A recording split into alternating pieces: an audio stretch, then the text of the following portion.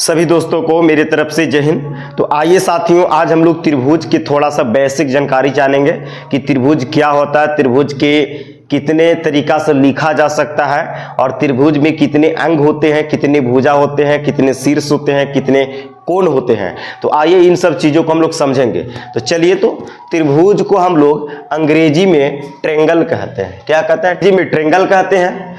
अब समझिए कि त्रिभुज कहते किसको है।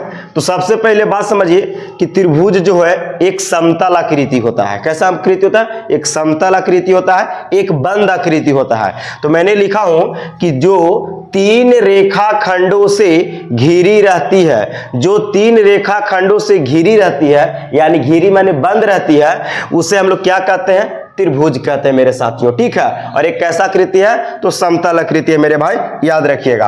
त्रिभुज का संकेत ऐसे देखिए, छोटा त्रिभुज ऐसे लिखना है, संकेत ऐसे, छोटा सा सिंबल देना है ऐसे, तो त्रिभुज का संकेत हो गया, साइन हो गया।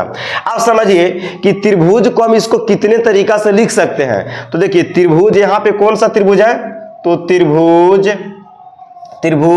ए बी सी, त्रिभुज ए बी सी को हम कितने तरीका से लिख सकते हैं? तो त्रिभुज ए बी सी को हम कैसे लिख सकते हैं? तो देखिए, त्रिभुज ए बी सी को हम त्रिभुज का साइन ऐसे देंगे, संकेत, और फिर लिखेंगे ए बी सी, हो गया त्रिभुज ए बी सी पढ़ेंगे।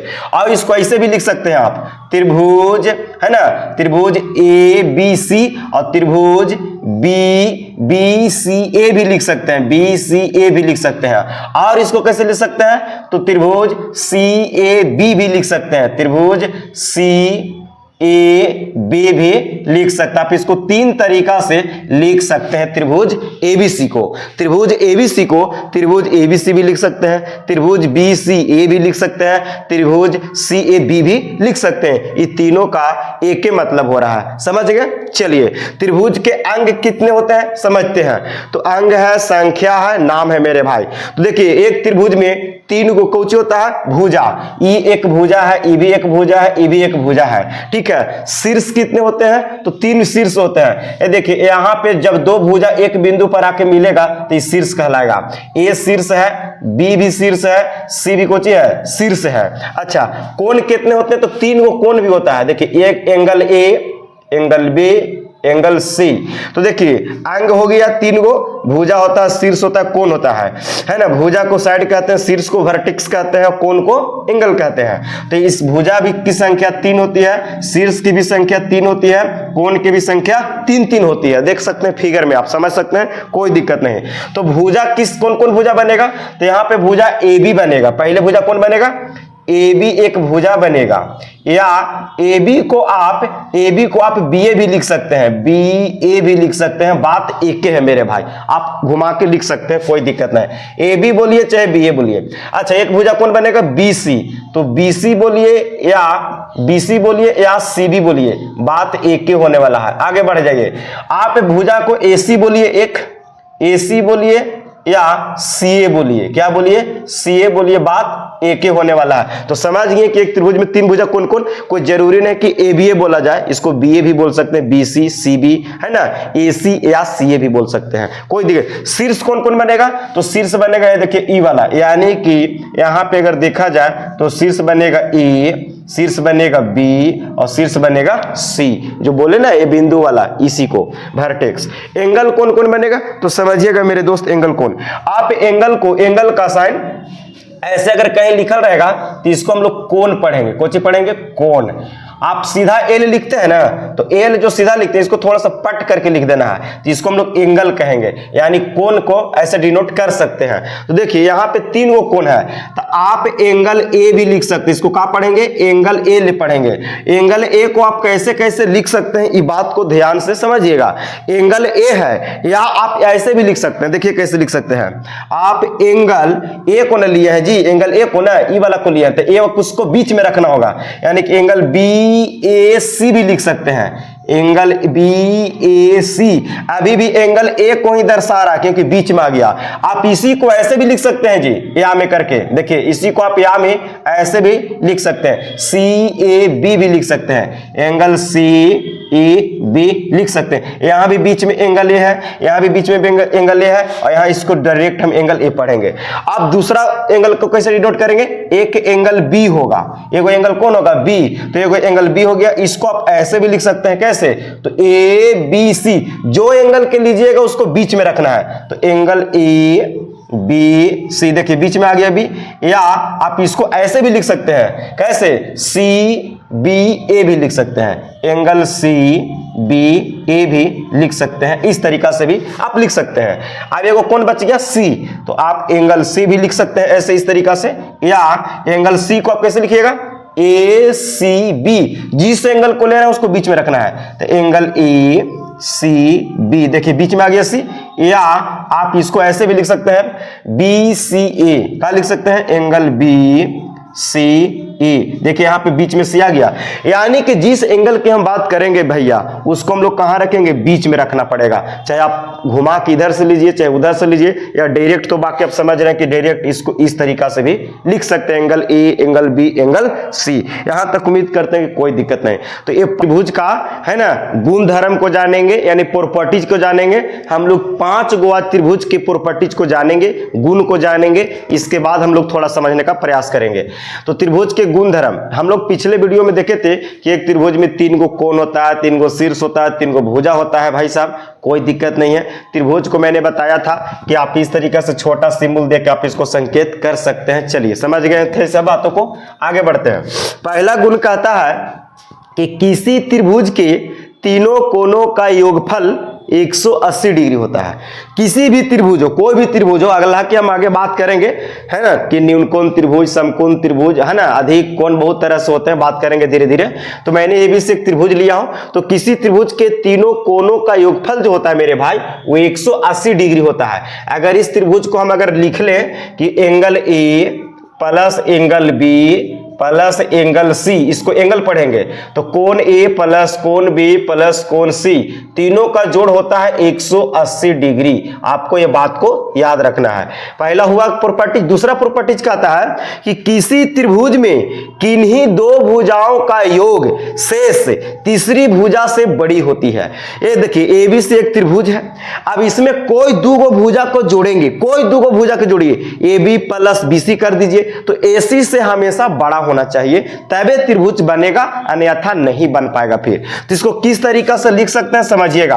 किसी त्रिभुज में किन्हीं दो भुजा का योग, अगर हम कहें कि एन से AB और BC को जोड़ देते हैं, AB प्लस के BC, तो दो भुजा को मैंने जोड़ दिया, तो दो भुजाओं का योग जो होगा उस शेष तीसरी भुजा से क्या होगा, बड़ा। ये दो भुजा का जोड़ जो होगा वो तीसरी भुजा से बड़ा होगा। एने के मुंह खोल दिए, मतलब इन्हीं दोनों का जोड़ बड़ा होगा। केकरा से, तो AC से बड़ा होगा मेरे भाई, AC से बड़ा होगा। ये पहला हुआ। दूसरा, कोई दो भुजा, तो एक बार AB और BC ले लिए, तब एक बार BC प्लस AC जोड़ देते हैं ना, हाँ, तो एक बार BC प्लस में AC, अगर ई भुजा को जोड़ देंगे तो ई भुजा से क्या होगा, बड़ा होगा।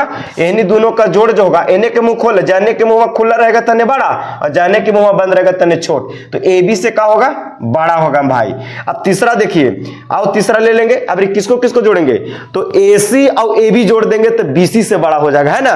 तो लिखेंगे कि AC plus AB, AC plus AB, AC और AB को जोड़ेंगे तो BC से क्या होगा, बड़ा होगा। BC से क्या होगा, बड़ा होगा। समझ गए, समझ रहे होंगे। अब मान लीजिए इसकी भुजा के कहीं देले रहेगा लंबाई 3, 4, 5 ऐसे करके, तो कोई भी दो भुजा को जोड़ेंगे ना तो तीसरा का भुजा से हमेशा बड़ा ही होना चाहिए। अगर तीसरा दो भुजा का जोड़ अगर तीसरा भुजा से छोटा हो गया तो त्रिभुज फिर निर्माण नहीं हो पाएगा। ये प्रॉपर्टीज हो गया। तीसरा प्रॉपर्टीज कहता है कि किसी त्रिभुज में एक से अधिक कोण नहीं हो सकता। अधिक कोण उसको कहते हैं मेरे भाई, अधिक कोण उसको कहते हैं जो 90 डिग्री से बड़ा और 180 डिग्री से छोटा होना चाहिए।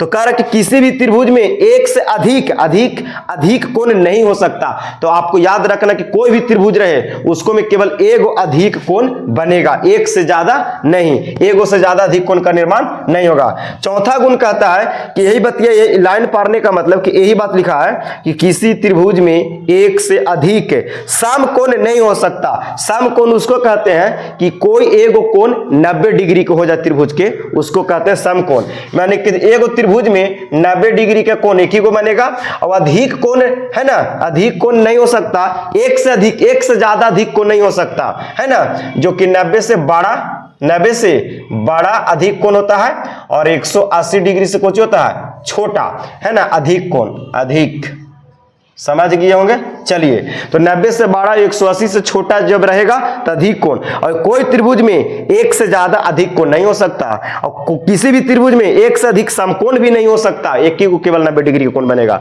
पांचवा गुण कहता है कि किसी त्रिभुज के तीनों कोण एक साथ 60 डिग्री से कम नहीं हो सकते। मतलब कोई भी अगर त्रिभुज है तो प्रत्येक कोण 60 डिग्री के हो सकते हैं, 60 डिग्री 60 डिग्री 60 डिग्री। अब ऐसा नहीं है मेरे भाई कि प्रत्येक कोण 60 डिग्री से कम होने लगेगा, कभी नहीं। कोई एगो जो होगा है ना, कर कि किसी त्रिभुज के तीनों कोण एक साथ अगर आप तीनों को बराबर बराबर बांटिएगा तो 60 से कभी कम नहीं हो सकता। वो बात अलग है कि अगर इसको 80 है ना, इसको 90, तो ये कितना होगा निकाल सकते हैं त्रिभुज के तीनों कोण को जोड़ से। लेकिन अगर बोला जाए कि एक साथ अगर प्रत्येक कोण कितना कितना के बनेगा तो 60 डिग्री से कम कभी नहीं हो सकता। तब ना 60 120 और 60 180 हो जाएगा।